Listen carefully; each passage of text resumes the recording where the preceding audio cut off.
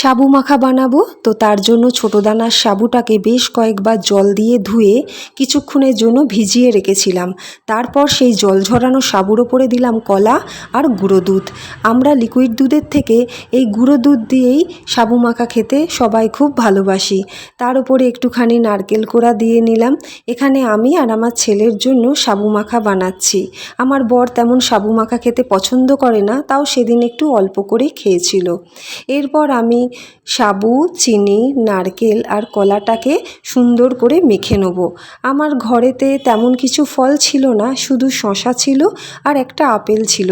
সেটাকেই আমি কুচিয়ে সাবু মাখার ওপরে দিয়ে দিলাম। আজকে শ্রাবণের সোমবার, আমরা এই সাবু মাখা দিয়েই দুপুরের খাবারটা খেলাম।